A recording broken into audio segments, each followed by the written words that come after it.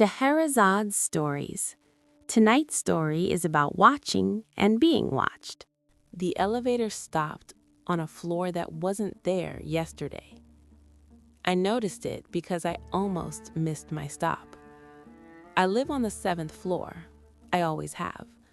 The ride is familiar. Doors close, soft hum, numbers lighting up in order. But this time, after 6, the display flickered, then showed 6.5. The elevator slowed. My stomach tightened. "What?" I muttered. The doors opened. I didn't step out.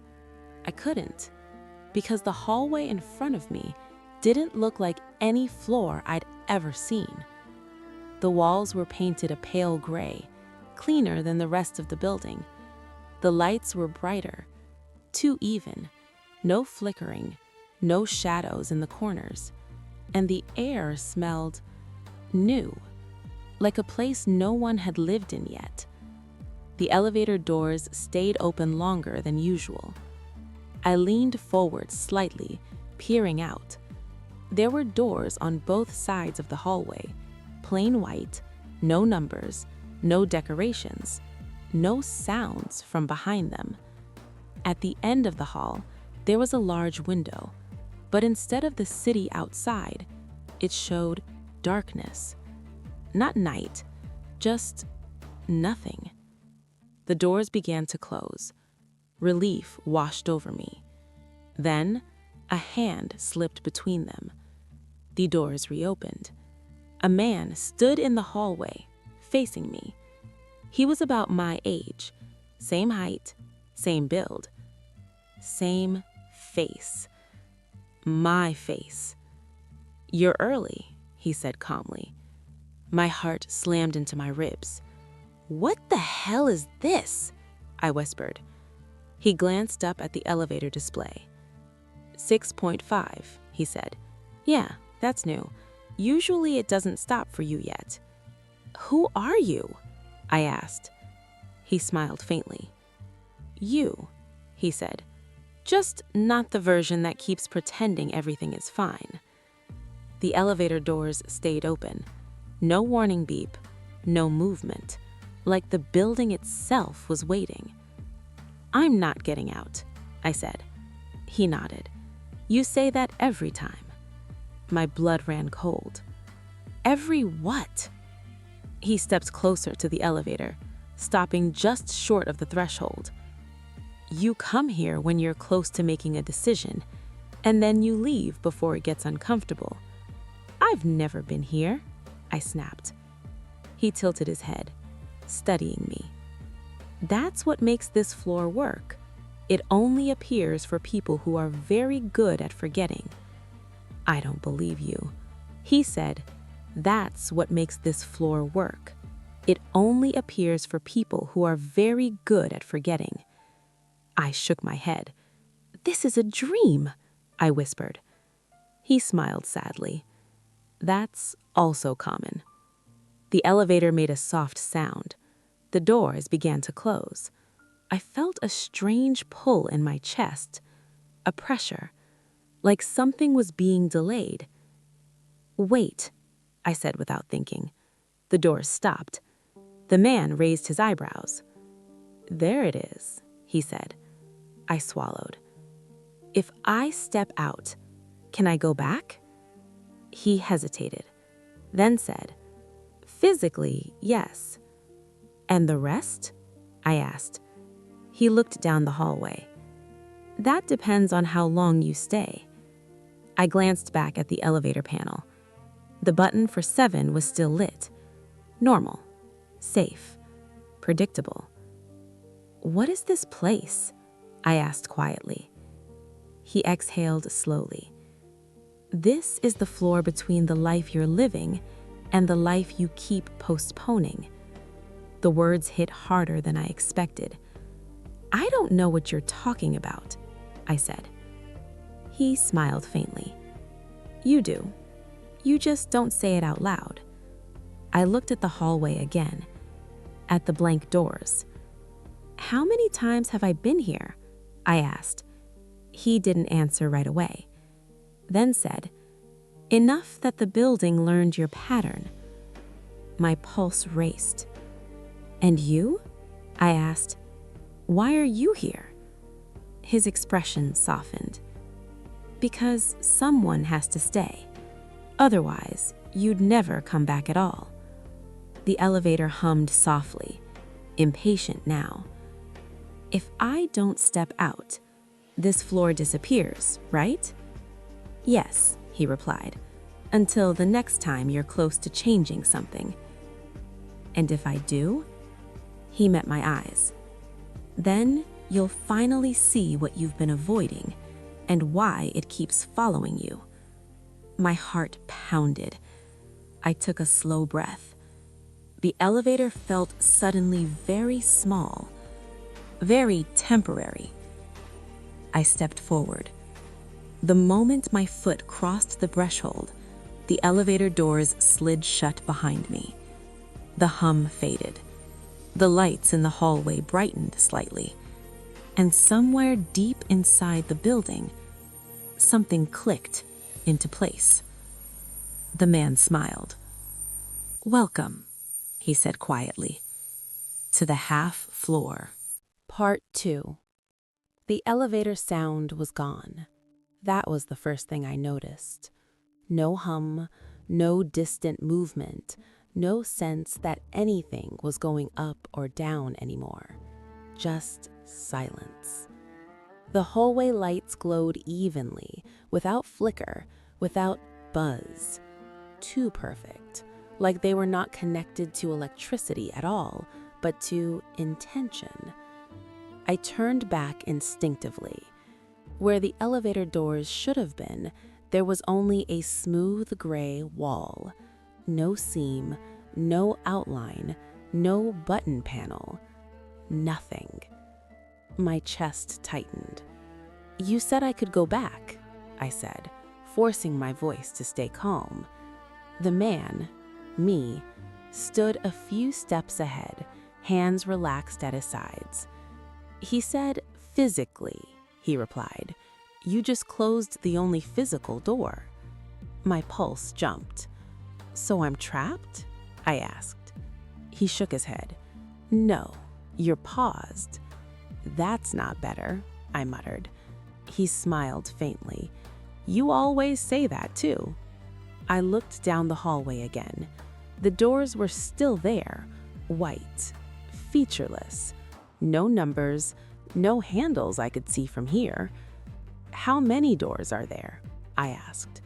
He glanced around as if counting something only he could see. "As many as you need," he said. "Fewer than you're afraid of." I swallowed. "And behind them?" I asked. He met my eyes. "Moments you keep walking past in real life," he said. "Decisions you delay, conversations you rehearsed but never have." My stomach twisted. "So this is some kind of test?" I asked. He laughed quietly. "You'd like that. Tests have right answers. This doesn't." He walked to the nearest door on the left and stopped. "This one," he said, gesturing to it, "shows up early." "What's behind it?" I asked. He hesitated. "Do you really want to know before you open it?" I shook my head. "Just open it." He studied me for a moment, then nodded. "Okay," he said, "but you don't get to pretend you didn't recognize it." He reached for the door. The handle appeared under his hand, like it had been waiting for permission. He opened it. The smell hit me first. Coffee, burnt slightly, and rain. The room beyond was a small cafe, familiar, warm, windows fogged from the inside. My heart skipped. I knew this place. I'd walked past it 100 times. Sometimes I even stopped outside, looking in. I just never went in. "That's impossible," I whispered. He stepped aside so I could see more clearly. At a table near the window sat a woman, her back to us, stirring a cup absent-mindedly. I recognized her instantly. "Don't," I said sharply. "Don't make me look." "You already are," he replied gently. The woman turned. Our eyes met. My breath caught. It was her, the one I'd almost called a dozen times, the one's messages I'd typed and erased, the one I'd told myself I'd talk to when things settled down. She smiled. Not surprised, not angry, just familiar. "Hey," she said softly, "you're late." The words hit me hard. I took a step back, heart racing. "This isn't real," I whispered. "No," my other self said. "It's accurate." I shook my head. "I didn't choose this." He looked at me carefully. "You didn't not choose it either," he said. The woman in the cafe watched us, her expression unreadable. "Is this what happens if I stay?" I asked. He shook his head. "This is what happens if you don't." I felt something twist in my chest. "I don't want to see this," I said. "I know," he replied quietly. "That's why the door is here." The cafe scene began to blur at the edges, like steam rising too thick. The door started to close on its own. Just before it shut completely, the woman spoke again. "You don't have to be ready. You just have to show up." The door clicked shut. I stood there, breathing hard. My hands were shaking. "That's not fair," I whispered. He nodded. "None of the doors are." I wiped my face with my sleeve. "How many more like that?" He glanced down the hall. "Some hurt less, some hurt more." I laughed weakly. "Great." He walked farther down the hallway, stopping in front of another door. "This one," he said, "you avoid by staying busy." I frowned. "What does that mean?" He said, "Open it." I hesitated, then reached out and turned the handle myself. The door opened to a small apartment, not mine, but close. Boxes half packed, a desk by the window, papers spread everywhere. On the desk lay a calendar. Every date was crossed out, except one, a date in the near future, circled heavily. "What is this?" I asked. He stood beside me. "The day you finally admit you can't keep living like this," he said. "The day you quit the job you hate and pretend is temporary." My throat grew dry.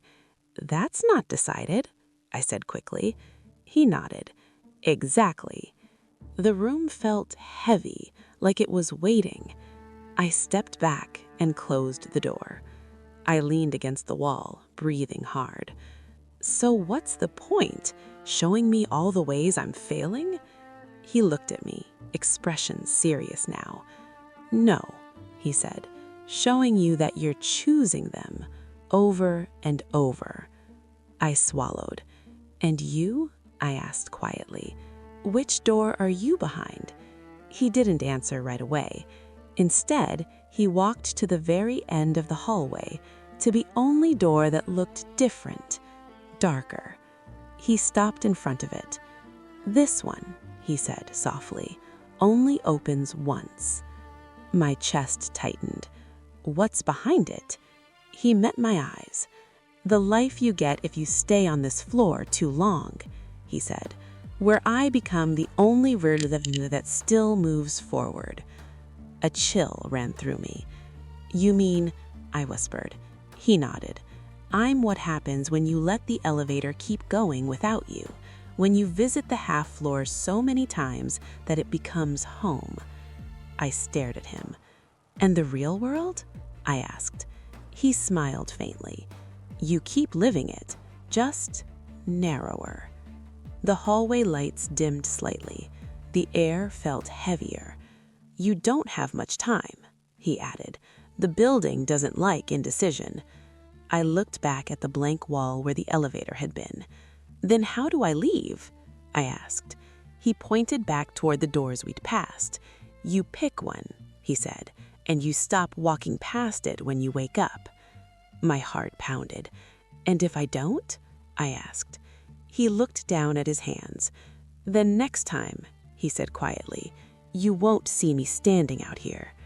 What will I see? I whispered. He met my eyes, and for the first time, he looked afraid. Nothing, he said, and that's when you'll know you stayed too long. The hallway lights flickered. Somewhere deep in the building, I heard a distant mechanical hum, like an elevator trying to find me. You are a professional narrator for a psychological thriller audiobook. The hum grew louder, not close, not far, like the building itself was breathing again. I felt it through my feet first, a low vibration in the floor, subtle but insistent. The hallway lights flickered once, then steadied. That's the elevator, I said. The other me nodded. It's looking for you. I swallowed. Can it find me? Eventually, he said. It always does. The question is which version of you it takes back. I glanced down the hallway. The door stood quietly, unchanged, waiting. So this is it, I said. I choose a door, and that decides everything. He tilted his head. Not everything, just what you stop postponing. That's still a lot, I muttered. He almost smiled. I took a few steps forward, stopping between the first two doors we'd opened earlier. The cafe door, the job door. Both felt heavier now, like they carried more gravity than before. If I open one, does the other disappear? He shook his head. No, real life isn't that kind. You still carry the unopened ones with you. They just stop chasing you. I let that sink in. What happens to you? I asked quietly. He didn't answer right away. Instead, he walked to the dark door at the end of the hallway and rested his hand against it. I fade, he said eventually, slowly, like a reflection you stop checking. And if I don't choose? I asked. He met my eyes. Then I solidify, he said, and you become the one who only visits. The hum grew louder. I closed my eyes. I thought of the cafe, of her voice, of the way I always waited for the perfect version of myself to show up first. I thought of the job I kept calling temporary, of the calendar date I circled and uncircled in my head 100 times. And suddenly, something clicked. You know, I said softly, I always thought I was afraid of choosing wrong. He watched me closely. But that's not it. I'm afraid that choosing anything will prove I waited too long. He nodded slowly. Yes, that's usually the door behind the doors. I opened my eyes. I don't want to live halfway anymore. The hum surged, then steadied, like the building was listening. I walked toward the cafe door. My hand hovered over the handle. The other me didn't stop me. You don't have to get it right, he said quietly. You just have to show up. I turned the handle. The door opened. Warm light spilled out, brighter than before. The cafe looked the same, but the woman was standing now, coat on, keys in hand, like she'd been about to leave. She looked surprised. Then she smiled. You came, she said. My chest tightened. I almost didn't, I admitted. She laughed softly. I know. I stepped inside. The air felt real, thick, lived in. Behind me, the hallway dimmed. I glanced back. The other me stood in the doorway, already looking less solid, like his edges were blurring. Thank you, I said. He smiled, softer now. Don't thank me, he replied. Thank the version of you that finally stopped waiting. The cafe door closed behind me. The sound of the elevator dinged. I blinked. I was standing inside it. Doors open. 7th floor. My heart raced. I stepped out into my hallway. Same flickering light, same scuffed carpet, same familiar smell. No extra floor. No 6.5. I turned around. The elevator display showed only 6, 7, 8. Normal. I walked to my apartment, unlocked the door, and went inside. Everything was exactly where I'd left it, but I wasn't. The next morning, I walked past the cafe. I stopped. Then, without overthinking it, I went in. Later that week, I had a conversation I'd been postponing for months. It wasn't clean, it wasn't perfect, but it was real. Sometimes when I ride the elevator late at night, I still feel a pause between floors, a hesitation, like the building is checking to see if I want to step out again. I never do, because I know now. The half floor doesn't exist to trap you. It exists to give you one last place to hesitate before you decide to live all the way on one floor or another. And once you do, it has no reason to appear again.